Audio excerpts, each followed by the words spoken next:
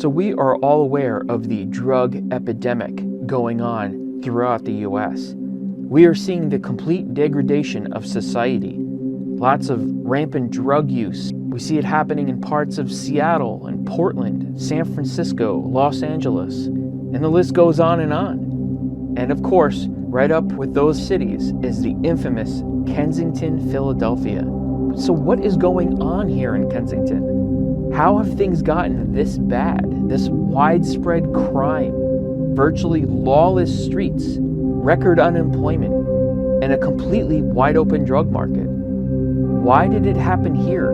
Why is it so concentrated in this area? And when did all this start? Wow. A war zone. You hear the sirens in the background. It's constant. They're just constantly going. So this is modern Kensington, Philadelphia. This is the modern age. This is what is happening down here. On an everyday basis. Like you just said, it looks like a third world country. Garbage, needles everywhere, garbage everywhere.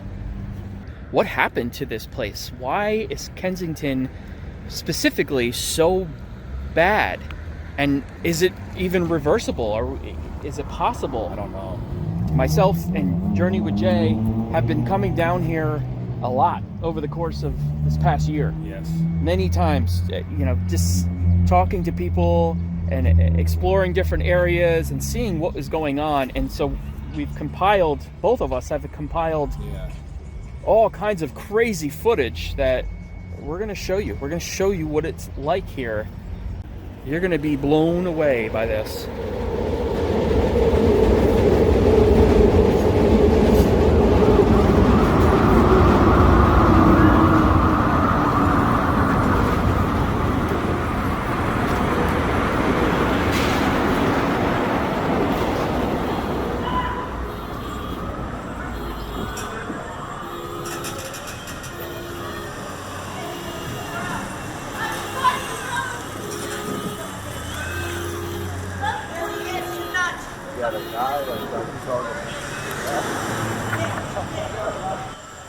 An out-of-control situation.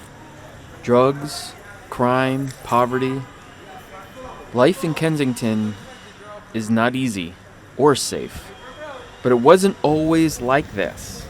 Back in the day, there was an economic boom in Philly, with the textile and carpet manufacturing, just to name a couple.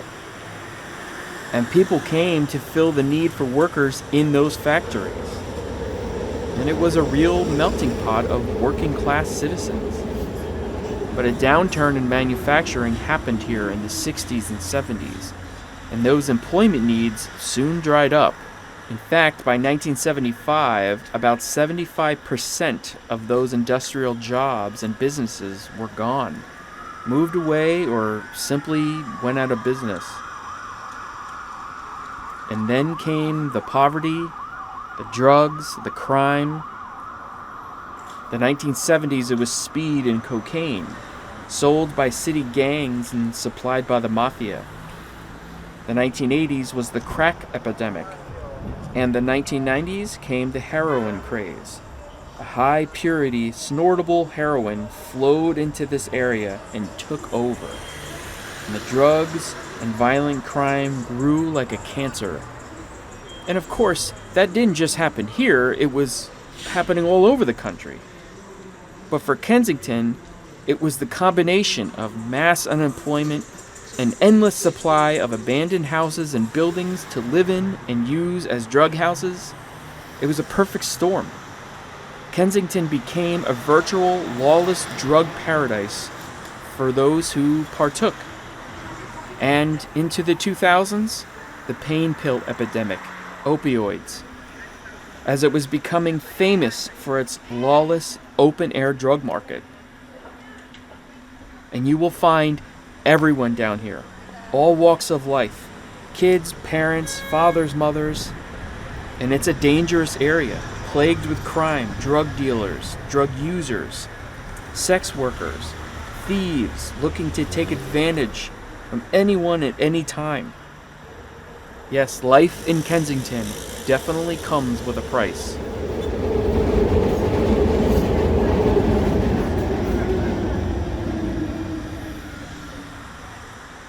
What's your view on how Philadelphia's handling the epidemic and everything? It's ridiculous that the city lets this go on like this. To be honest with you, like this, I mean, come on. The police, they don't really do anything as far as like the open like, drug use. People are shooting up on the corners. They walk right by them, drive right by. They don't stop you. They don't arrest you. Nothing. And really, if you get arrested for buying drugs, they just take you down to the precinct and let you go. Wow. Now, yeah, they used to arrest you, but now if you're a buyer, they just like talk to you about like getting into rehab and stuff. Okay. And then they let you go. Gotcha. So. And how are things on the street 6 years compared to now? It's gotten a lot worse. A lot worse. A lot worse. I say the past 2 years, like since the pandemic, it's been crazy out here with the shootings and now there's like serial rapists out here. Supposedly, they had the massacre shooting not that long ago. The 9 people got shot. I mean, people just randomly are shooting like during the day, 10 o'clock in the morning. It's crazy. Wow. And they don't care. My girlfriend just got killed at the park, like 4th of July weekend. She got hit by a stray bullet. She was just getting her apartment and going to rehab like the next day, her and her boyfriend, and she got hit. 1 bullet killed her. So I've lost a lot of people out here. I know a lot of people have died.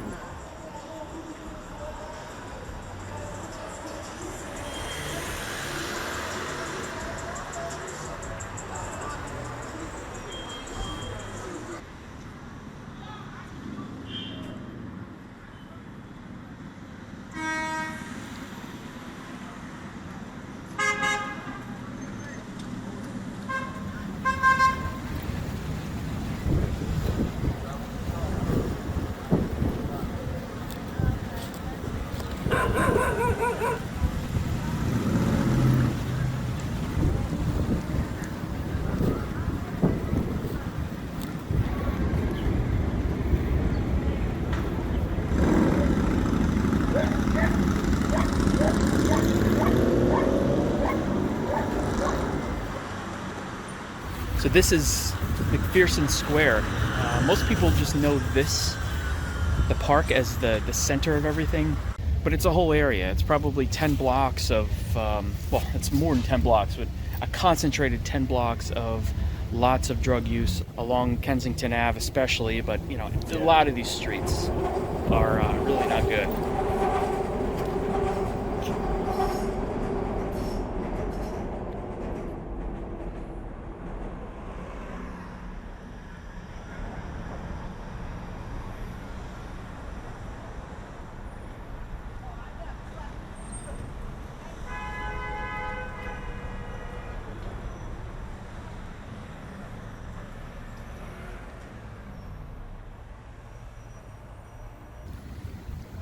So oddly enough, in the center of McPherson Square is the Free Library of Philadelphia.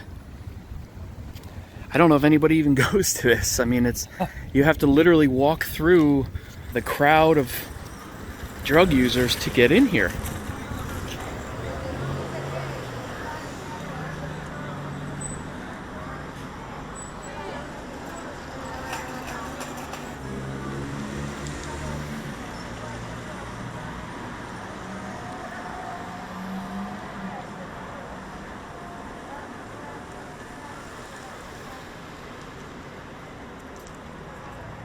And yet even crazier than that is that there is a playground just behind the library.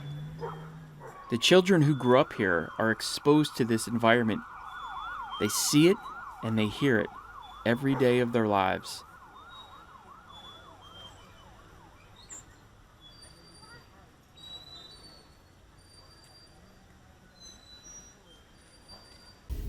There was a changeover at some point where the heroin really became more fentanyl.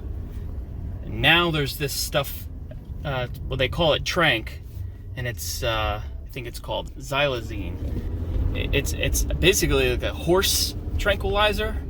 It's not really made for human consumption, but for some reason it's in the drugs here, and it's what gives people, they get these really nasty open sores, and it's from that xylazine.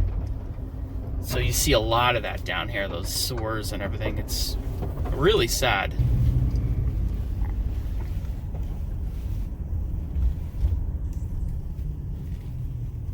All right, so I'm gonna take you over to see if there's any sex workers out right now and show you what that looks like over there.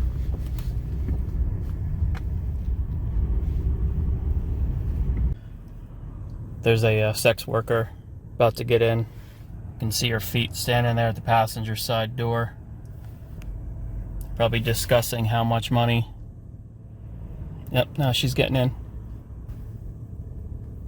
A lot of prostitutes down in this street, this area here, this strip. Now they're pulling off.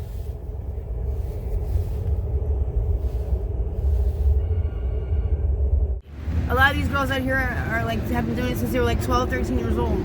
I've seen them with their mothers too. How does that work? They're both working out here? Wow. I've actually seen a mother and, a daughter and a father also. And the father was like waiting for his daughter to get back from a date. Wow. It's crazy. This one's been circling my car a bunch.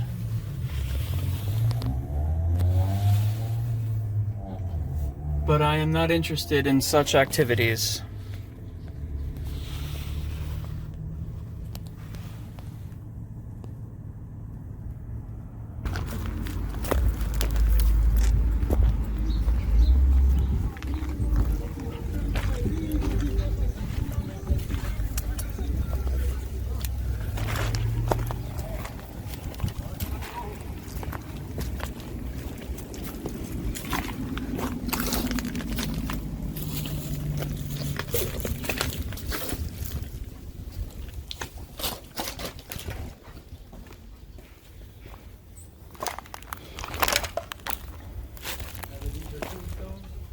No, I don't think so.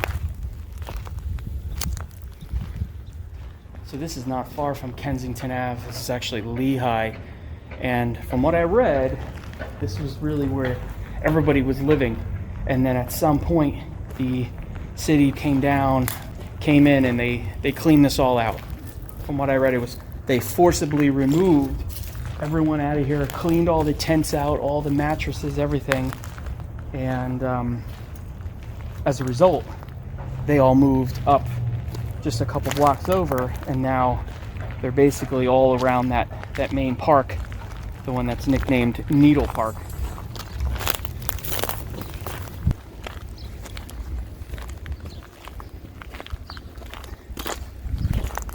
Now, to be clear, I believe this happened in 2017. The problem with homeless addicts on the streets has been ongoing for long before that, decades before that. Yeah, someone's living room. But this was a huge influx of homeless living on the streets, living under the bridges on those streets. Oh yeah, they're all over the place here.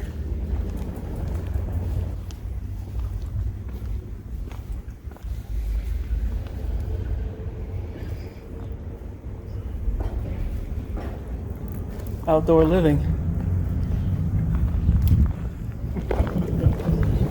Jeez. So as Jay was pointing out, the sound you're hearing are scrappers that are up on the bridge, and they go and they steal whatever they can find, fans or whatever somebody leaves outside or in their garage, and then they bring it down here and they rip it all apart. The scrapping place is right here. So they just like rip it all apart up on the bridge, and then they throw all the plastic down off the bridge. Occasionally it gets set on fire too, but that's what that all is. So I used to do that. You take the engines and the copper wire, and the wire, all that stuff, and you get more value. Because if you just take it in like that, they got to pay somebody in the scrapyard to rip it apart. Gotcha. Assemble it, so they give you less money. Gotcha. That makes sense. Yeah, you're right. That's crazy.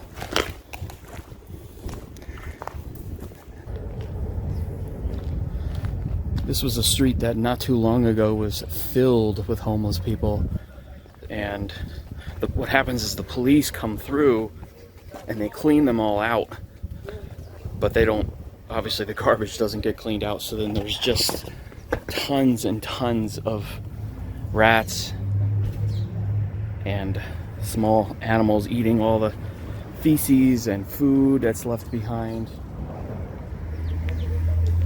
I don't know where these people go. I guess they just move on. I mean, it's a lot colder now than I was here. So we're going on through the months here now. It's winter time. I've been here in the spring, the summer, and the fall. So I don't know what happens. I guess they just kind of find warmth wherever they can. Another huge factor as to why the Kensington area is in the state that it's in is this. At one time in this area, the textile and the steel industry was booming. And a lot of people that lived in the Kensington area worked in these factories, worked in these buildings. And when these businesses dried up or moved away, this is what's left. There's people, they didn't have jobs. I mean, that's one of the factors. There's obviously other factors, but that's definitely a huge one. There's a lot of this in this area.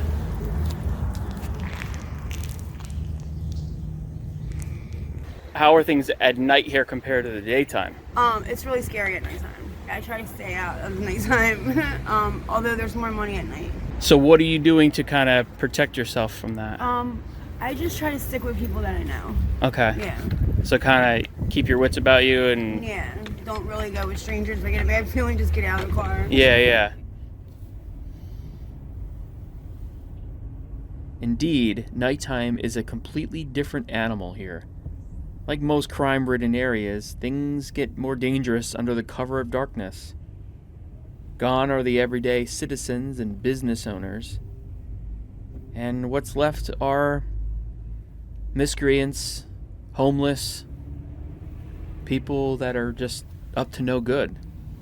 Carjackings and muggings are definitely more prevalent here at night. And people that live in this area try to stay inside when the sun goes down, because you never know what could be lurking around the corner.